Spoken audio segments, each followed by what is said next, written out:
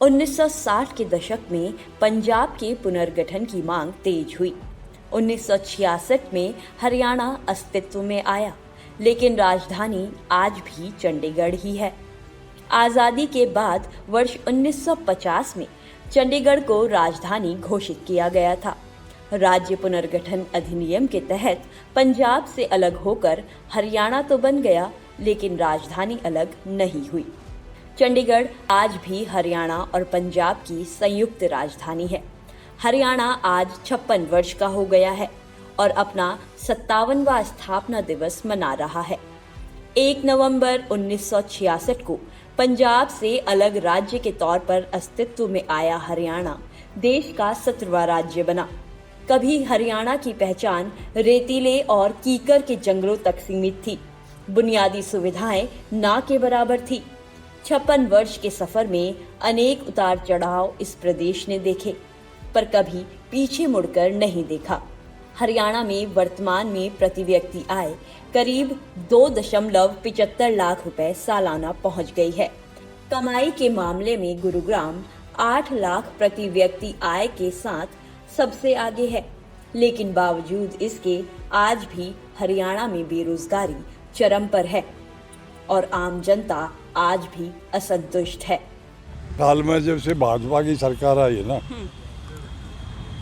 ये विकास तो कोई है नहीं। बाकी ये सब ने दिखा, पार्क मरगन पड़ा सारे हरियाणा का दोनों कमेटी वालों स्ट्राइक करी थी। ढेर पड़े हैं कूड़े के जगह जगह, ना कोई सड़क है ना कोई नौकरी है और महंगाई चरम सीमा। बता विकास क्या है? जब देश में मोदी सरकार नहीं कराया तो कट्टर सरकार पर कार्य कर सके। देशा में देश हरियाणा, जित दूध दही का खाना, यहाँ की ये प्रचलित कहावत है। हालांकि दूध दही अन्य सेहतमंद खान पान के बावजूद कुछ समय से नशाखोरी इस प्रदेश को कलंकित कर रही है। युवा पीढ़ी हेरोइन, अफीम, स्मैक व चिट्टा का आदी होने लगा है। पंजाब से लगते जिलों में नशे का प्रकोप सबसे अधिक है। बिल्कुल, नशा तो हद से ज़्यादा हो चुका है और नशे के कारण जो आज रेप हो रहे हैं ना, वो 50% से ज़्यादा नशे के कारण हो रहे हैं। और हमें चाहिए कि अपने बच्चों को समझाएं कि नशा अच्छी चीज़ नहीं है। वक्त के साथ साथ प्रदेश में सियासी करवटें भी बदलती रही। छोटा सा प्रदेश अपनी राजनीतिक घटनाक्रमों के लिए कई बार सुर्खियों में रहा। बीते कुछ वर्षों में हरियाणा के दामन पर जाट आरक्षण आंदोलन, करौथा आश्रम प्रकरण, पंचकुला हिंसा के दाग लगे हैं और हाल ही में ये प्रदेश इतिहास के सबसे बड़े किसान आंदोलन का गवाह बना है। लेकिन प्रदेश की लोगों की नजरों में आज भी सियासी हलचलों का कोई मोल नहीं है। उन्हें लगता है कि सियासी तूफानों के कारण भ्रष्टाचार को और अधिक बढ़ावा मिला है।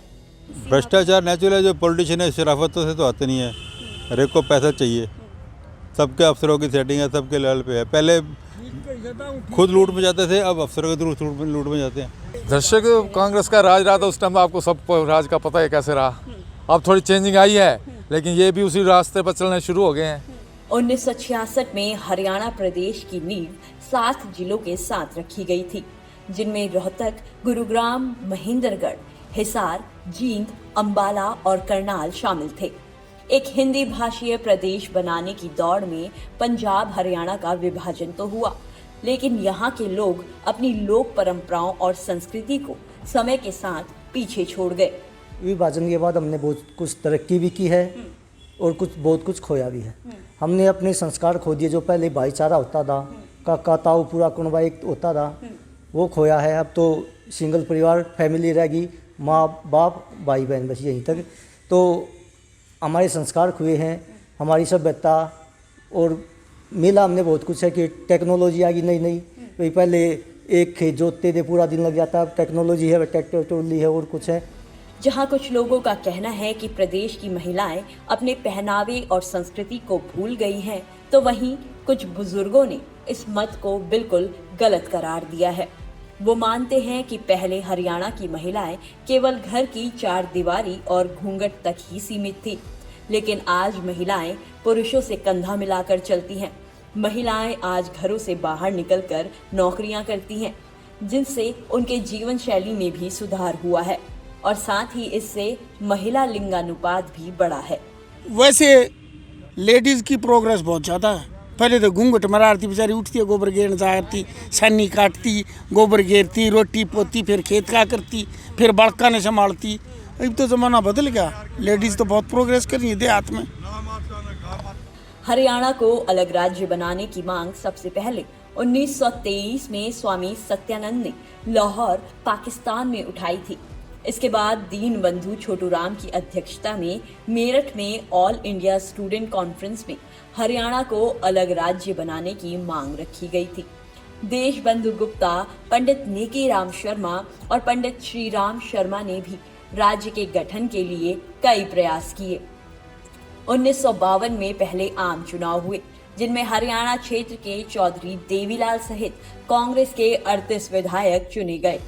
अलग राज्य बनाने के लिए चौधरी देवीलाल व चौधरी चरण सिंह ने उत्तर प्रदेश एवं हरियाणा क्षेत्र के 125 विधायकों का हस्ताक्षर युक्त ज्ञापन तत्कालीन केंद्रीय मंत्री जीबी पंत को दिल्ली में दिया था। 1953 में चौधरी देवीलाल ने भारत सरकार द्वारा बनाए गए राज्य पुनर्गठन आयोग के सामने अलग हरियाणा राज्य बनाने की मांग रखी। 1955 में अकाली नेताओं ने धर्म के आधार पर पंजाब को बांटने की मांग की। केंद्र सरकार ने संसदीय समिति की सिफारिशों को सैद्धांतिक आधार पर स्वीकार कर लिया और 23 अप्रैल 1966 को अलग राज्य के गठन के लिए पंजाब सीमा आयोग का गठन किया गया। तत्कालीन प्रधानमंत्री इंदिरा गांधी ने 22 जून 1966 को रेडियो पर हरियाणा को अलग राज्य बनाने की घोषणा की। 7 सितंबर 1966 को संसद में विधेयक पारित हुआ, जिसके बाद 18 सितंबर को राष्ट्रपति ने प्रदेश गठन को मंजूरी दी और आखिरकार 1 नवंबर 1966 को हरियाणा वासियों को उनके सपनों का प्रदेश मिल गया। भले ही हरियाणा आज 57 साल का हो गया हो, लेकिन आज भी प्रदेश में सुधार की गुंजाइश बहुत अधिक है। लगातार सरकारी भर्तियों में हो रहे घोटाले, शिक्षा नीति और चरम पर बेरोजगारी इस प्रदेश को अन्य प्रदेशों की तुलना में कहीं पीछे धकेलती है। आज भी शहरी क्षेत्रों को छोड़ दिया जाए तो गांव देहातों में आम इंसान मूलभूत सुविधाओं को तरस रहा है। सड़कों के नाम पर आज भी पगडंडियां मुसाफिरों को उनकी मंजिलों तक पहुंचाती हैं। दूध दही का प्रदेश आज नशे की जद में है। खेती के नाम पर किसान हर साल आत्महत्या कर रहे हैं। बेरोजगारी में पहला स्थान हरियाणा का ही है। पंजाब व हरियाणा का हाई कोर्ट आज भी संयुक्त है। महिलाओं के प्रति जुर्म पहले के मुकाबले कहीं अधिक बढ़े हैं। हालांकि लिंगानुपात में सुधार आंशिक है।